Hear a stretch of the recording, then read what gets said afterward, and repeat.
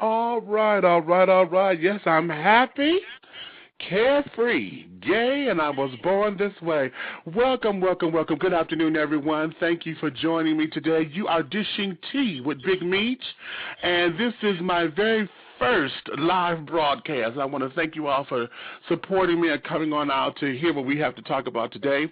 This is going to be very new and innovative to the world of Blog Talk Radio, so I think, and my goal is to make sure that we bring you something that's thought-provoking and not necessarily that's just all talk, but something that you can apply and implement into your daily existence and make the world a better place.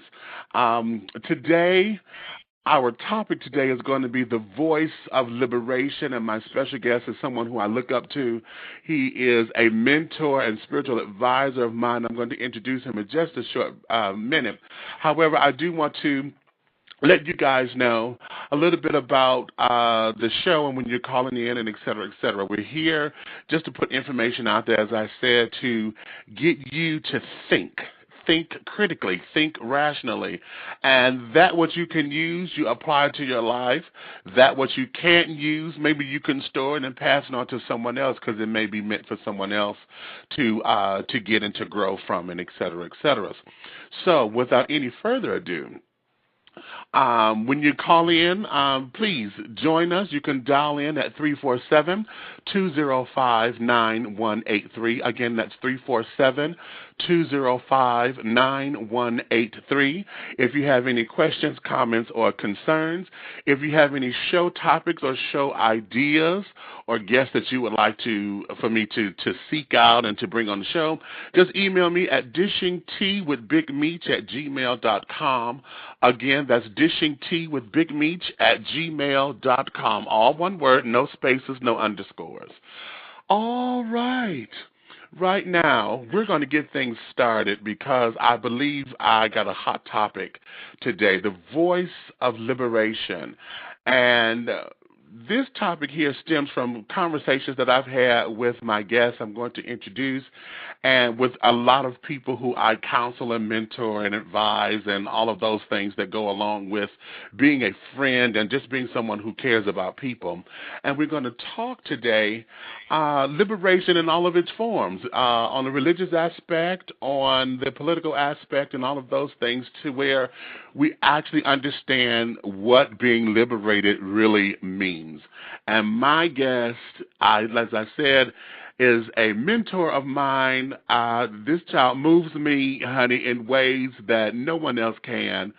I deem the elder as like looking into the future for me, because he just reminds me of myself, 20 years my senior. And it is such a joy that I have him on. And let me just briefly introduce you to him. This is the elder, Mr. Claude Bowen, Claude Everett Bowen. He's a native of Memphis, Tennessee. He has served 4 years in the United States Marine Corps. And of his tenure, he had 13 months over in Vietnam. He has served with the City Clerk's Office of Los Angeles and with the United States Postal System. At an early age, and under the direction and influence of his parents, a Baptist mother and a Lutheran father, he found solace in the practice of stewardship. Thereafter his upbringing, Mr. Bowen became a member of the Unity Fellowship Church, Los Angeles, where its progressive teachings has fortified his cutting-edge spiritual thinking and his spiritual evolution. After studying its doctrine of liberation theology, he became one of the first ordained deacons of the church. Back in 1992, he became a licensed minister, and soon after, he founded and pastored Unity Fellowship Church, Riverside, California. Now, during his pastorship, Elder Bowen has founded Ujima, which is a nonprofit agency designed to be a social justice community organization addressing the needs of the underprivileged and underserved of that community. He's received many accolades, some including those from the Inland Empire Gay and Lesbian Democratic Association, Catholic Charities from the cities of Riverside, San Bernardino, and Los Angeles, California, and also the California State Office of AIDS. He is currently the president of Ubuntu, an HIV and AIDS prevention and education organization and life coaching consulting firm. He's a scholar from the Center for Disease Control HIV Institute of Living. Currently, he's earning his degree in psychology as a Kaplan Online University student. In 2006, he relinquished his ties to organized religion and became, as he says, a congregation of one, living his spiritual existence free from doctrine, theological perspective, and organized structure. His new mantra that he lives by is, "I am one with the Spirit and will fly where the Creator and I have authority." Please welcome my spiritual advisor, one of my mentors to the show. This is the Elder Claude Bowen. Hey, darling, thanks for dishing tea with me. Well, thank you. And after that introduction, what can I say? Oh, honey, just be real. Honey, just be real and give it to us, child. I know nothing but realness. When you have lived as long as I have and have gone through as many institutions and societal changes and restrictions that society puts on us as human spirits having a human experience, you move into another space where you can only be you, and if you can't be truthful to yourself and express that, there's something wrong with how you see yourself in the scope of this thing we call life. Okay. I can only be me. As you said earlier, when you were going to do your disclaimer, you said that you didn't want people to what was the verbiage you used? Wasn't disagree, to start argument because they disagree. And what I'm saying is that in liberation, all liberation is provoking or putting thought-provoking information out, and a person is free to decide that they want to stay where they are, or they're going to process new material and move forward. That's what liberation is. You have a choice. The Creator created us all with a mind and gave us the authority to make decisions. And sometimes where we trip up is we make decisions and then we want to blame something or somebody else for the consequences when they come our way. Okay, now see, okay.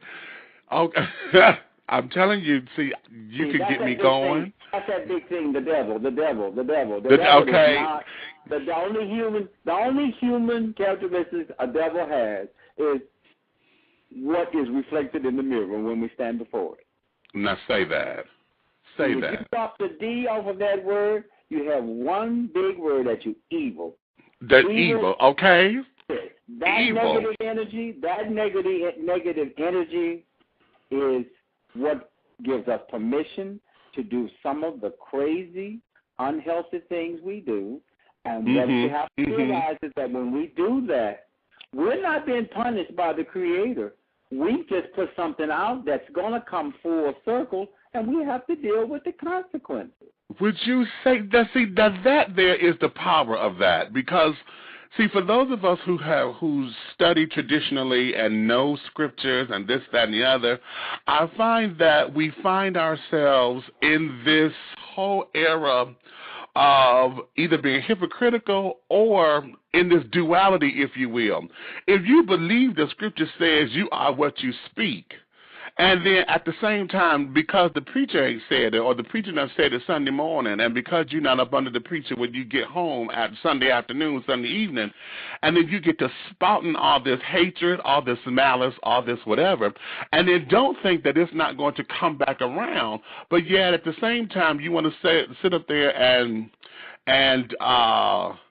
say that you believe that I am what I say, but then go home and then, oh, I'm broke, I'm this, I'm that, I'm that.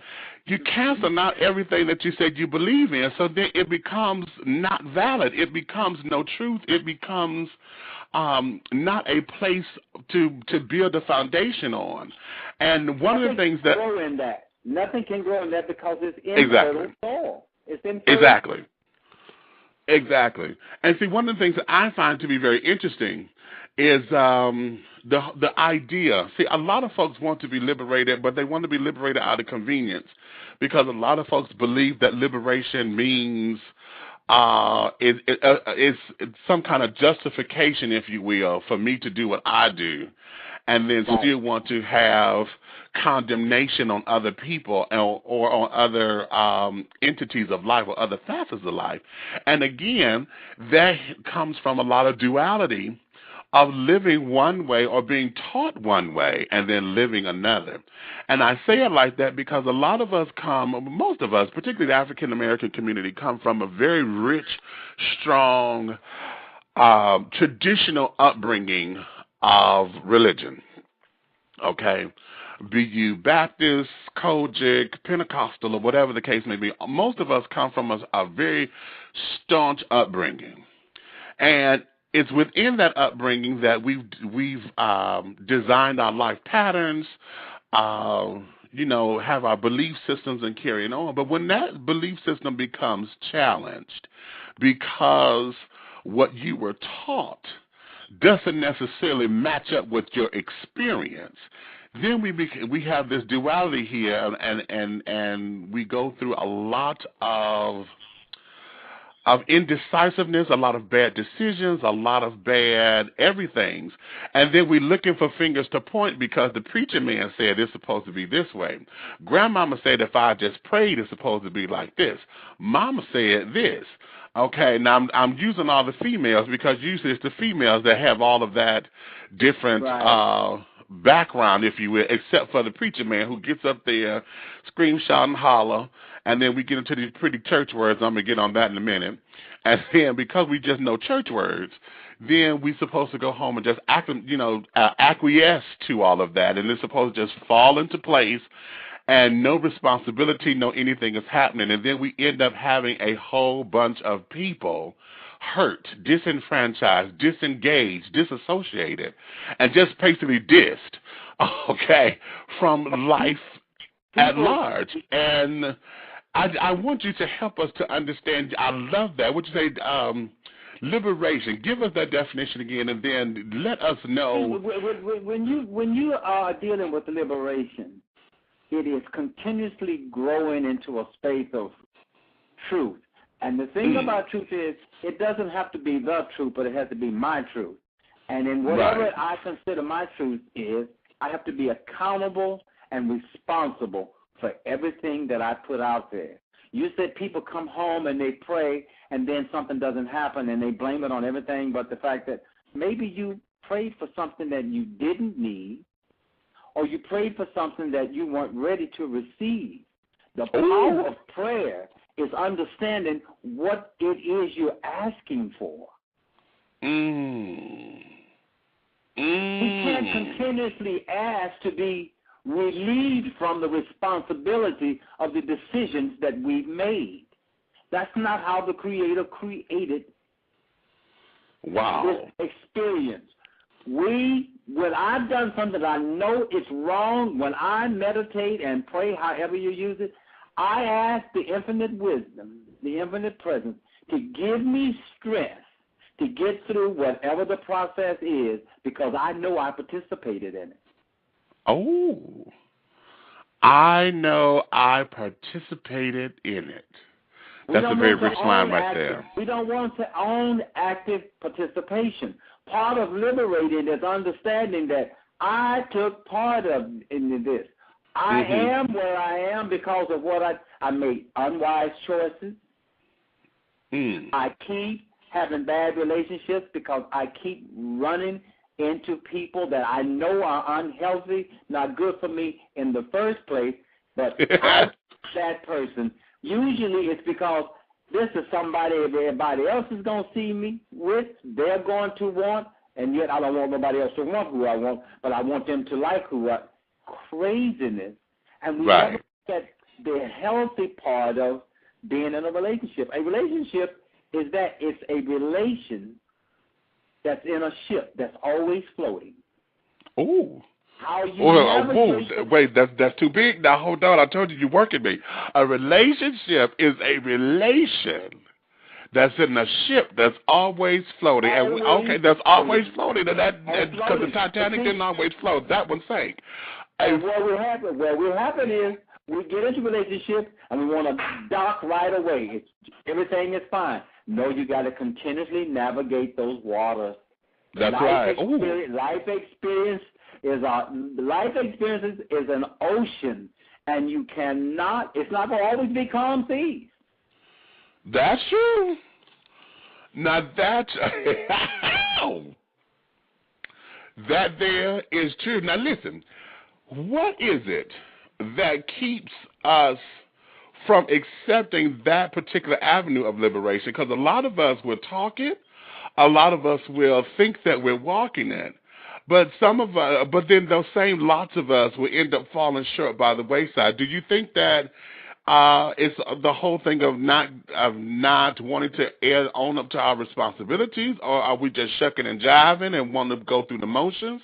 Is it a combination of all of it, or a combination of all of that comes from a root that has been instilled in us, especially as black folk and then same-sex attracted people? We don't deserve it. Oh. And we've internalized we don't deserve it.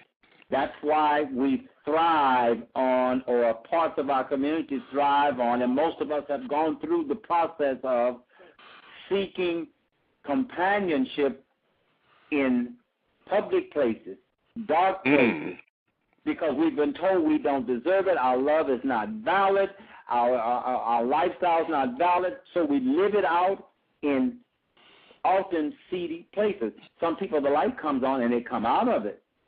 But when a person is lonely and they feel they're not worthy, we make some very desperate and unhealthy decisions. And everything that you just mentioned comes into play with shucking and jiving, because it's not going to work anyway, because it's not supposed to work. I don't want to take the responsibility of it because it's not real.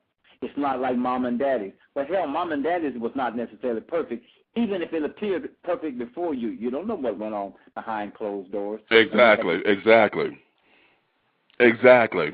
You said earlier that most of the things we've learned came from that female voice because there was an absence of a strong, positive male voice in a lot of our lives until a certain age. And then some of us that had positive male images, that male image never took the time, because of the era he came from, I'm talking about my generation, to talk to, because that was not his job.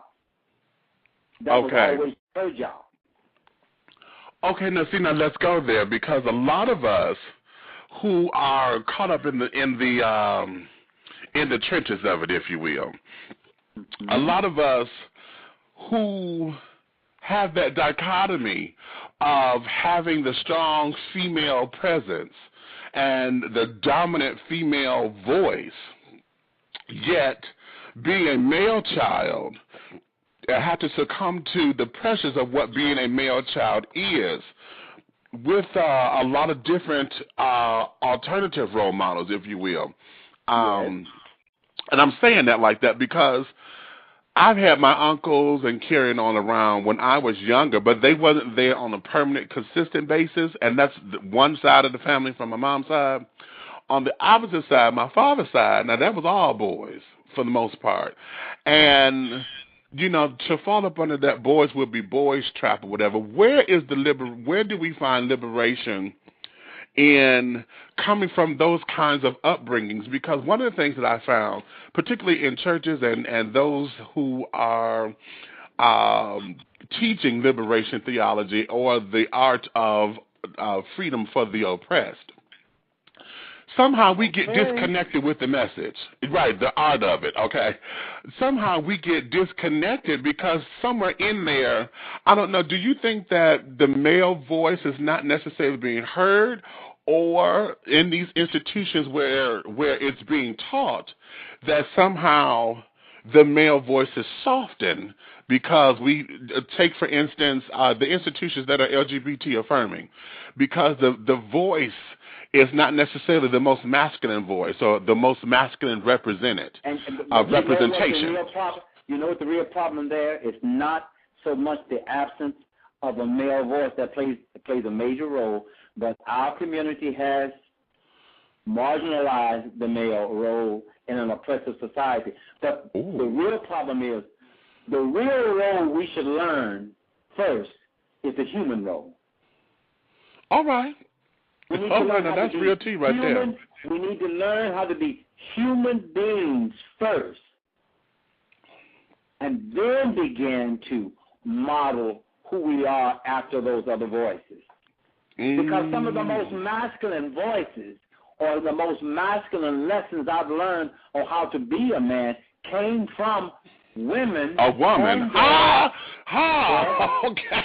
And then as an adult, as a young man, that was a prostitute and a transgender woman that taught me how to be a man. Wow. Father taught me the responsibility of being a man, like taking care of my family, maintaining a job, those things. But as far as treating another human being in a relationship as a whole partner, I learned from a prostitute and we said drag queen then. They taught me how to be a responsible man. Wow. Now see go ahead. In all of this, and I'm just going to be real right here, because a lot of times when dealing with this particular, we're dealing with liberation and things. See, I want to go back to the influence of what the church is, and I'm going to throw it out there because this is just me. See, in dealing with church folk, I get tired of always having to deal with those who come from a place that I feel is disingenuous, because we hide everything behind God and we put everything under the pretense of God. And when it comes down to being real, and when you're dealing with something on a real level, then you get a lot of, what I call the fancy church words. Okay? Oh, God is going to deliver you out of this. Oh, you're just going through trials and tribulations. And the prayers of a righteous man availeth much. And, we get a lot of church rhetoric instead of actually dealing with it. And I have a real bad problem with that. You and I talk about this a lot because of where we come from. And I get tired of folks playing with this, and there is nothing there substantially. How in the hell can we sit up there and be out here on the forefront to get the folks to understand that this thing is real when everybody still want to play and still want to hide behind their own hurts and pains and not really deal with this thing? Listen to the language that you just used. The prayers of a righteous man. First, man. Man. Okay. Man dominated. The hierarchy there is male. God is male. An invisible God is he. How can an invisible God that we all are supposed to be in the image always be he? Male. A righteous man. But who decides who is righteous? And how do we say that God has no respect of person and turn around and say the prayers of the righteous are heard? So that means that when I'm an unrighteous person and I'm what they call a sinner, because I don't subscribe to that word, because sin for me is self-inflicted nonsense. Self-inflicted nonsense. Yes, I love that. Go ahead. If I am what you say is a sinner, and I'm praying, and you're righteous, God's going to hear you over me? We don't even listen to the language that we use and how exclusive it is. If God is all-knowing and that which is greater than us created everything in love, then we all have the same statue or the same presence in the presence of that which is greater than us. Exactly. So who decides what's right? Because some of the people that I've seen that have set themselves up as righteous have done less for their fellow human being than some of the people I see on the street. A homeless person will share their food with another homeless person when a person will go by them that's gone home to eat food and throw excess away. They'll share what little they have quicker than a person that has an abundance at home. And yet they say they are thankful. If you are really thankful and you understand that God is limitless, why do you hold on so tight to that which you say is in an abundance from the Creator? Wow. Okay. And being in the space of liberation, I have to liberate myself from old, antiquated words that put limits on me and the Creator. I have to move away from language that puts chains on my fellow human beings. I have to move away from anything that puts limits on my being. And that includes an oppressive organization that has set up and confused and misled and mistreated millions. Church. It has a healthy place, but some of what we go into it is unhealthy. If the church becomes bigger than your family, see, we need to understand the church and God are not one and the same. Say that. Now say that right there. Because when I was truly confused and was up in the disco, drinking and experimenting with drugs, I found more God of compassion in the clubs than I did. Okay, at the pews. Now go right there. Now see, back in the day,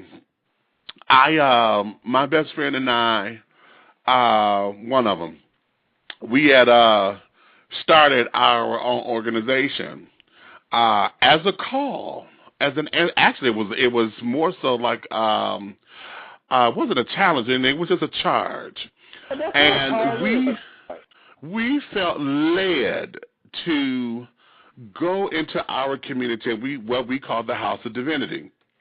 And in a 2-bedroom basement apartment, you know this story, we had 8 other people living with us in that apartment.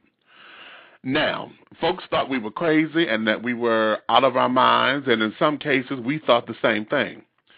But we were answering a call because we were there in the community as a beacon of light. Well, we got the message of what it means to be totally free, to operate in that light which has no limits, to operate and to be a beacon of that, what we were called to do, which was to go forth and get to those people that everybody else has thrown away. Now, Scripture said that Jesus take the castaway stone, and that stone was to become the cornerstone because it was rejected.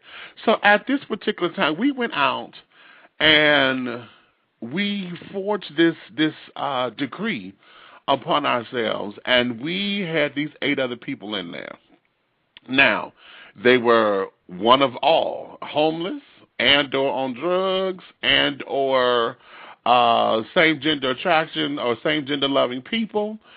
And it took the love of that and us going through the notions that we went through to get them to see it. Now, I'm saying all that because it took, we were drinking, partaking of the herbal essence, if you will, in the household or whatever.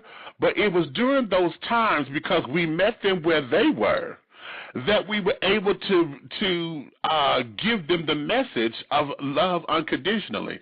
It was so much love there to where when we took them to the place of worship, to the church house, to where they were shunned by the very institution that we come out of and started this whole thing. They did not feel embraced. They did not feel none of that because of either their appearance or because somebody may have identified them from what they used to do, and et cetera, et cetera. And that there was such a hard thing for us Because here we are talking about, okay, you don't have to change because God loves you just as you are. All you have to do is come and open yourself up to the teachings of Christ. And just you opening yourself up to the teachings, whatever God don't want in your life, it's going to fall. It's a process. But it'll come off. Those things. And the thing about the process is you don't have to give up nothing when you allow that change to take place, because the things that are not healthy for you do fall away. They fall, exactly. They fall exactly. away. You don't need them. As I told you the other day, we begin to reach a point in our liberated state of consciousness where we don't need the props today that we needed yesterday.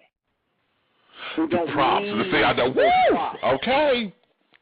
We don't okay. Need those props.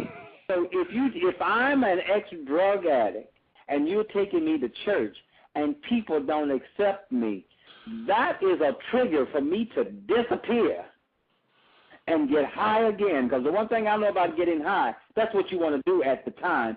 That escape would be necessary if I'm in a place that you tell me that's about love, but you're showing me something totally different. Wow, that's wow. And in that thought process, it is very clear that people proclaim a love of a man they say they are following, but they're doing nothing that he did towards their fellow human beings. If you're not a part of their church, you're not accepted. If you're not a big tither, there's another group that don't accept you. In some cases, the preachers don't recognize those that don't tithe big dollars. Oh, okay. Now, don't you get me started on that. I know a funeral that did that. And then if you're in a space of need, they always come back at you with what it costs to operate the church, or you're not in good standing. How can you not be in good standing with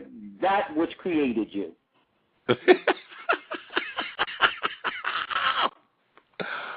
Oh, goodness, because they got the tie up on it. Because you ain't paid your tithes or haven't paid your cost to be in good standing. Then, okay. And you look at this where they say we're not literalists, we don't take the Bible literally, but when it comes to the 10%, they stick to it to the letter. But you need to understand how that came about and what that meant. We're talking about a time when people, that most of them earned their living on the land by the fruit of their labor. By the fruit of it, that's right. It came through the sweat of their brow. And what they did to sustain their ministries or their churches was they gave a part of their crops and their flocks. And the church then, according to Scripture, was supposed to take care of the orphan, the widow. The widow, yeah. Yeah. But no, and if these churches were doing what they, to the latter, what they're supposed to be, there would be no welfare. There would be no need for it. And I'm not saying they should be handing out checks. Right. These big churches, could be creating programs and positions where those people that are in their doorways that have nothing could be put into gainful employment. They could be training people. But no, we're too busy buying. We're too busy having appreciation services and Hush up, Dad. And somewhere in there, services, Lord. And somewhere in there, the institution has turned around and made the hierarchy more important than the mission than they say they are. You go in there, they say it's about God, but God is not in a lot of it. Right. And so liberation is not in truth. How about that one? Hold on for just a moment. Okay. For those of you who are just coming in, you're dishing tea with Big Meech, and we're on the phone here interviewing and talking with one of my spiritual mentors. This is the elder Claude Bowen. He's the founder and former pastor of the Unity Fellowship Church, Riverside, California. He has since then gone independent and no longer proclaims any kind of affiliation with any religious organization, if you will, or structured religion. He is a congregation of one. I love that. As we're moving on and evolving, I see we have a couple of callers here that want to come in and to ask a couple of questions. Are you ready for questions? I'm sure am. All right, I'm going to take this call right here. We're going to go to 586-819. Hello, you're on the air. You're dishing tea with Big Meat. Talk to me. Hello, yes. My name is Monique Taylor, and the reason for my call is that we're talking about liberation. Is it that we get caught up in what everybody else has to say, that we can't come to terms on our own, deciding what religion we should go into, or, you know what I'm saying? That's a very powerful statement. That's a powerful statement because we get caught up in what everybody else say we should do, but somewhere in making a selection of what religion we should be, we miss the personal relationship that we should have with God first. Okay. That personal relationship that you have with your Creator should fit in any denomination or no denomination, because the relationship is not going to go away. You know, when you can't make it to church, or when you're not affiliated with a church, that God that you prayed to is still in your life. That's right. That's right. All right. Well, thank you, Miss Monique Taylor. You're welcome. I'm gonna turn your mic back down, and you keep listening. If you have another question, just hit the one again and raise your hand, and I'll come back to you. Okay. Okay. All right. Thank you, caller. We're going to go now to 734-624. Hello, you're dishing tea with Big Meat. Hi, Big Meat. This is Sabrina Morgan. And, hey. Hi, and hi, Elder Bowen. This is a wonderful discussion. I'm great, thank you. It's a really wonderful discussion, and I'm really happy to hear this dialogue going back and forth. But I wanted to ask you a question and see, kind of get your feeling on this. What if someone was listening and thinks that this discussion is really negative or anti-church? I'm sure that's not what you're trying to send, right? Because there is great value in being associated and affiliated with the church home, right? I'm not anti-church as much as I'm anti the way it is implemented. I really believe that we as individuals are all church. And I believe that we decide to come together and worship with each other because we're on a like plane, a like understanding, and we come together to enjoy the fellowship. But we come with God.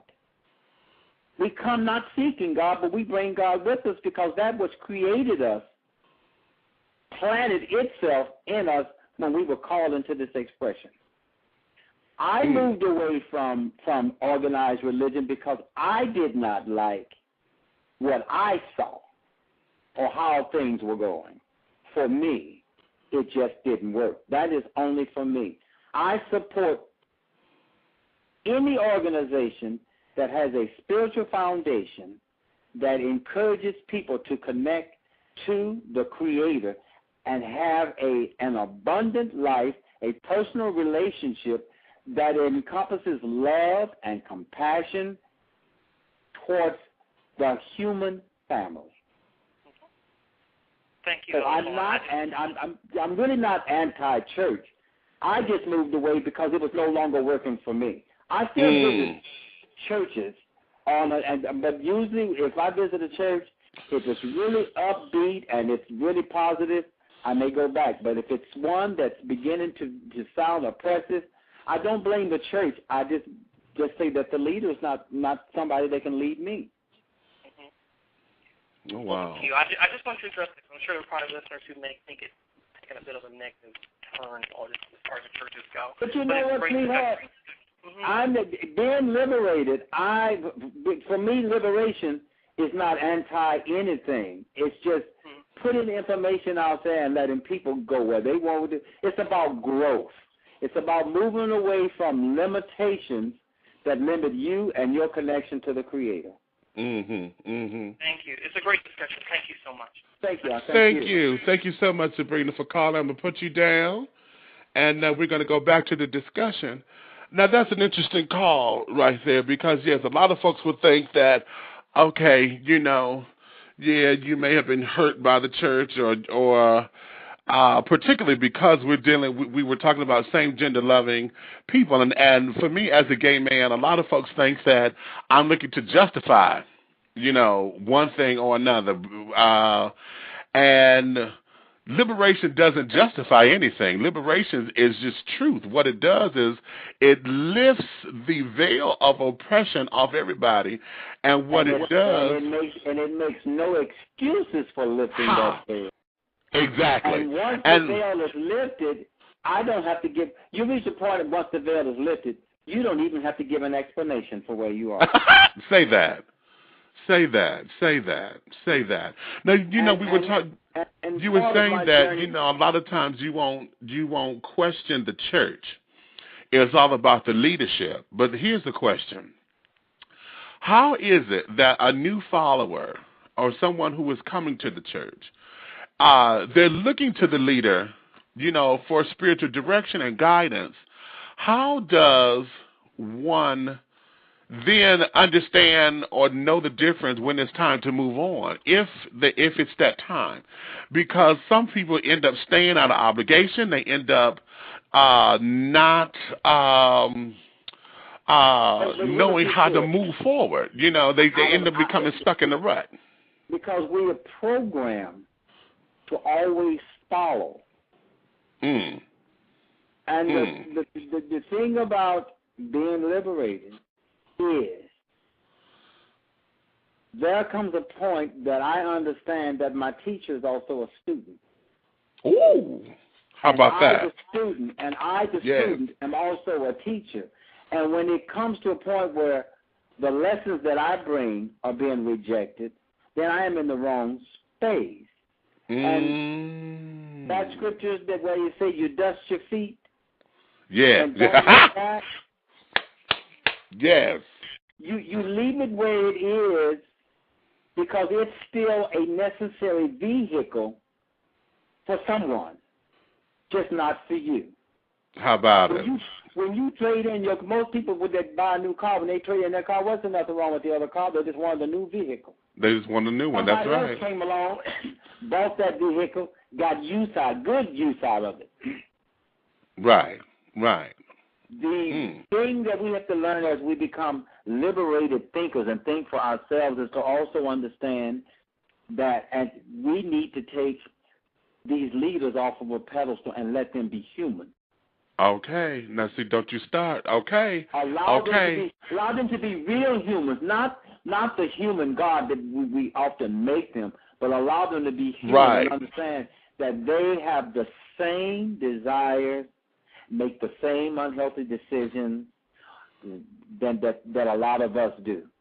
Exactly. And remove the deity from that. Yes. Right. Remove the deity from the human being. Understand that we are all divine and human.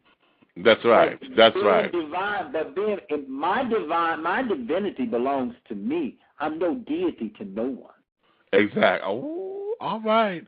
Okay, I got another caller. We're going to go to 504-202. Hello, darling. You on the air with Dishing Tea with Big Meech. Go ahead. How you doing, Meech? Hey, I'm good. What's going on? Dish your tea, honey. Yeah, I have a question for Elder Bowen. Go right ahead. Backtracking back when we were talking about tithing a minute ago. Now, in I can't remember the catchphrase, if it was the congregation of one or something like that. For someone like myself, I'm not in the best of financial situations, and I don't attend church regularly, but I don't feel that I need to have the tap into power and spirituality with God. Now, I didn't normally tithe, when I was in church, when money was bad. However, what do you feel about giving back to the community as a form of tithing, whether, you're in the line behind someone and they're short on change or they want a meal? Son, you've just paid your tithes when you've done that. You've just done, from everything I've read, that's what Jesus would have done. I'm a firm believer in that. And for you to say that, you just said that you saw someone in need, and you turn around and the God in you saluted the God in them. There's no greater testimony to me than a fellow human being reaching out and touching someone else. You are the temple of the Holy Spirit, and so is that person. That's taking care of the church. You are the church. Okay. And to hear and see that, I know too many people that are in those shoes, because I've been in those shoes where I felt I didn't have the right clothes, I didn't have the right money, I didn't have the right car, and so I didn't go. And people say, but that's no reason not to go. But you made it very clear that I wasn't welcome unless I had those things, so why was I going? And, you do the, what is it, you walk around and put the money in the bucket, and then they want you to dig deeper, and knowing you only got 50 cents in your pocket, it kind of belittles you as a man, and as a human when you want to give, but you truly can't. But you could, because you feel obligated, and that guilt that comes along with the fact because I don't have, I'm less than. Moving away from that. Words right out of my mouth. That's a part of being liberated. I'm not less than anyone on this planet, but I also understand I'm no better. Right. That's it. And that personal walk that you obviously having with your Creator, that's church in itself. Now, when you decide that you, like you say, you go when you feel the need. When I feel the need to be around other people that are of a right mind that want to worship, I enjoy the worship service, but I'm no longer a member of anything because I commune with God every day, all day. Now I know there's nothing wrong with that. Thank you. All right. Okay, but I think you knew it. You just needed to hear it. Because you sound like you've been living in, You're very right. You're very right. Because I think you've been living in that truth, and sometimes we just have to hear ourselves say it's all right for it to be all right, because we grew up with these strict restrictions and this doctrine and all these regulations, and it gets in the way. It does. Okay. It gets in the way of everything, and also it takes away from the focus of what this walk is supposed to be. Walking in your own truth and in your freedom and in your existence and on your journey is not supposed to be argumentative or taken slightly because of those self-professed leaders or those who we want to be our leaders are in conflict with what it is that your journey has for you. We may not always agree, okay, however, understand that my journey is just as important as yours, and you don't have the right to dictate my journey to me. And there lies a foundation that leaves a lot of people uncomfortable. See, when you begin a spiritual journey and connect to that thing, that spirituality, you understand spirituality is in your face 24/7, and it does not need human definition or the input of anything to define itself. Religion needs continuous human definition and input. Spirituality does not. It's a connection, a personal connection to the Creator that allows you to be anywhere that you want to be or wherever you are and know that God is there. That's like saying, when I told you that I was told about a message that I gave, that message was taboo. There are no taboos in liberation. Okay, right. If a congregant brought me something, then I felt it was relevant to discuss it. Exactly. Why would I not do that? I'm not going to say, that we can't talk. No. And it needs to come across the pulpit, and there's nothing that comes up that can't be appropriately discussed. Exactly. In that setting. In that setting. Exactly. And what's not. How can I be your leader and then I'll tell you, but that's a topic that I don't think is appropriate.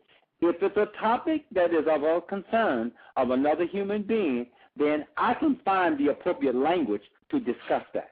Exactly. And I think that's what a lot of folks end up being fearful of is the language used on certain topics, because part of that oppression that we go through during our journeys is not being able to have a voice to talk about some of those things that the culture has designed as taboo. You know, for same gender loving folks to talk about relationship issues, to talk about sex in that particular way, to talk about domestic violence, to talk about anything that is considered to be a taboo, a lot of folks don't want to handle it or feel as though it's inappropriate. And then they want to shun. On YouTube, Pastor Weeks, Juanita's former husband. I'm sorry, I'm being improper at the moment. However, there's a sermon that he did called "Cussing in the Bedroom," and that was a Sunday service. However, the message in it, I think a lot of folks missed, because the comments on that, of course, they wanted to burn him in hell, and, oh, this wasn't the Christian side, and this wasn't this, this wasn't this, this wasn't this. However, the message that he was bringing forth was about actions between a consenting couple. They were a married couple, and the bedroom was supposedly is undefiled, and Scripture says this, and the message behind it was lost because of the topic. You know, according to the comments and things that I read on the site. People closed down on just the topic alone and didn't hear alone, and I think that takes place. Exactly. And see, for me, you know, a part of wanting to understand the whole liberation movement is just what you said, coming out of those realms where any topic has to have some kind of taboo on it. If the church is supposed to be the end all to everything, particularly in black culture, we've grown up with that. The church is the one-stop shop. I'm supposed to be able to talk about any and everything here because it's under the guise of God, and we're talking about it in love. So where is it that is supposedly taboo, or is not sanctioned, or this is wrong, or whatever, simply because you disagree with it, or you don't like what I'm doing? There's a big difference in having restrictions on a topic and the topic itself being taboo. Right. There's a major difference. Major difference. Like I said, there's not a subject where appropriate language cannot be applied to any topic. And the fact you said it's been the one-stop shop. Maybe it's time we look at it and remove the one-stop shop, because that's not what it is. Oh, now say that one more again. It's not a one-stop shop. It can't address everything. And I was at a convention not too long ago because I just went with my brother. Barbara King addressed the congregation that evening, and she said, it is time for some of us, maybe all of us, to put down the book, because all of the answers to our problems are not in that book. Oh, how about it? And if you understand what she was saying, God is bigger than a book. That's right. God is bigger than anybody's concept. That's right. There's nothing written that can capture all that God is, because I have experiences where God has moved in my life that you can't relate to. Exactly.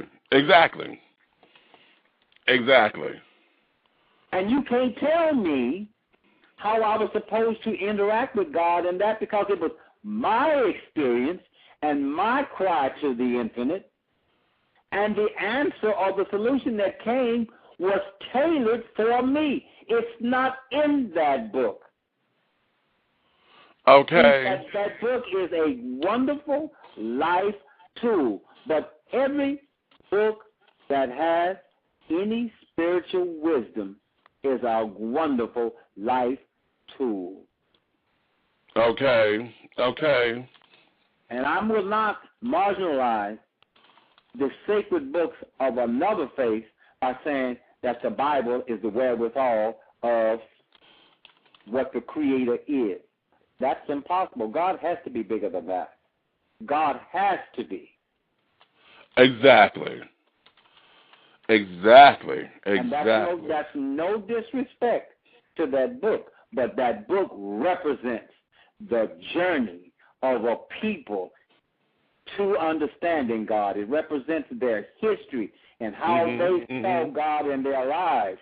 And it's a good tool. But I say tool because it's no longer even my guide. My guide is the book that me and the Creator write daily. Daily. And I go back when I can't find what I need in there. When I go from Genesis to Revelation, can't find what I want, I go to the book of Claude Bowen, peel back the pages of my heart, and I find what I need. How about it? Okay, not the book of Claude Bowen. Okay, now. See? Okay, because our life experiences are just as vast. Yes. Just as grand, because we're living it in the now. See, the stuff that was written, yes, it tells of and forewarns of what's to come and what has already happened. But we're here in the now, so we can't disassociate our current experiences because this is what we know. This is how we know who the Creator is to us based upon the journey that we've already walked. And there are many experiences that I have had that you cannot mold and fit in any page in that book. That's right. No, that's right. That's right. Anybody else's book. That is a model, and I may find something similar, or I may find a story in there that will lift me up and make me connect to my own pages.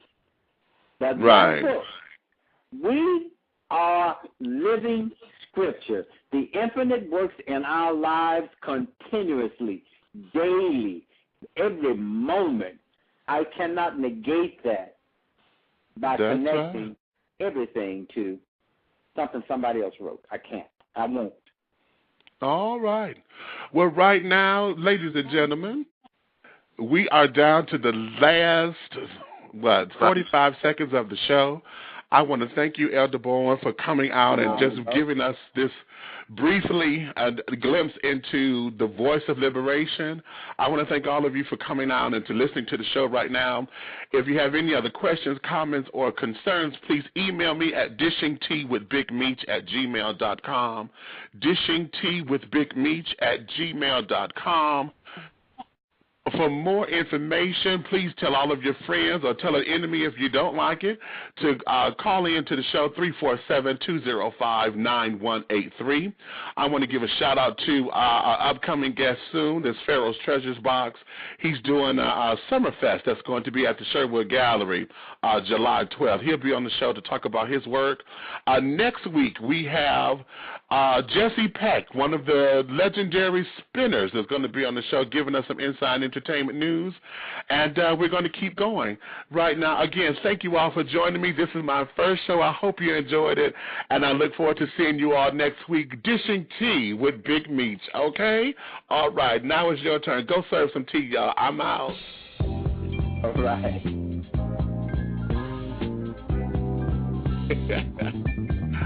All right.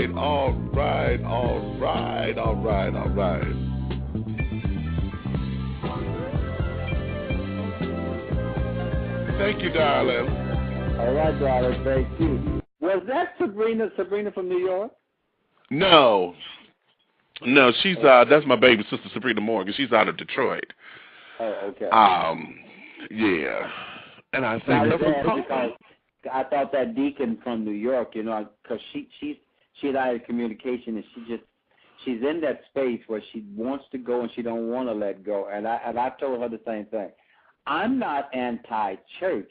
I'm anti-organization. Right. But the real thing is, I always let people know this is what works for me. I'm not telling nobody to leave nothing.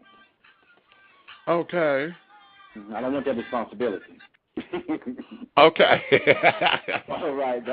So let me know, because you probably going to get emails like crazy this week. I'm hoping so, honey. I'm hoping so. And see, this show is going to archive, so if folks get a chance to listen to it over and over again. I will, too, so I can go through and see what I may have missed or this, that, and the other. But this is my first one down, so I'm real good. Good. Okay. Okay, my darling. Thank you. Oh, thank you so much. You're welcome. You're more than welcome. All right. All right. Thanks, baby. All right. Bye-bye. Bye-bye.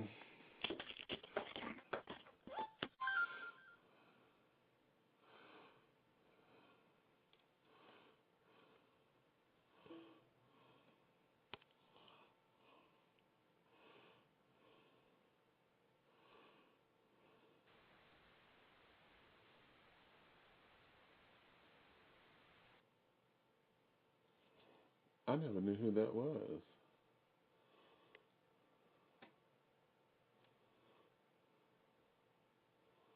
404771. Oh, they had the hand on. I missed them. Okay, I'm gonna have to do better with that.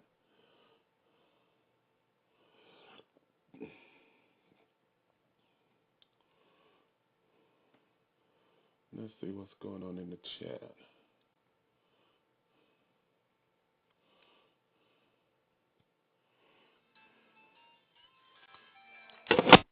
You bring your phone everywhere. Work, school, the movies. Now you can bring it to an Xfinity store for an easy way to switch to Xfinity Mobile, a new kind of network designed to save you money. You can get up to 5 lines of talk and text included with Xfinity Internet at no extra cost, so all you pay for is data. It's never been easier to switch to Xfinity Mobile and keep the phone you love. Click here to see how. Sorry, I gotta take this. Restrictions apply. Limited to select mobile phones. Requires activation of a new line of Xfinity Mobile. Up to 5 devices per account. New Xfinity Internet customers limited to up to 2 lines pending activation of Internet service. You bring your phone everywhere. Work, school, the movies. Now you can bring it to an Xfinity store for an easy way to switch to Xfinity Mobile, a new kind of network designed to save you money. You can get up to 5 lines of talk and text included with Xfinity Internet at no extra cost, so all you pay for is data. It's never been easier to switch to Xfinity Mobile and keep the phone you love. Click here to see how. Sorry, I gotta take this. Restrictions apply. Limited to select mobile phones. Requires activation of a new line of Xfinity Mobile. Up to 5 devices per account. New Xfinity Internet customers limited to up to 2 lines pending activation of Internet service.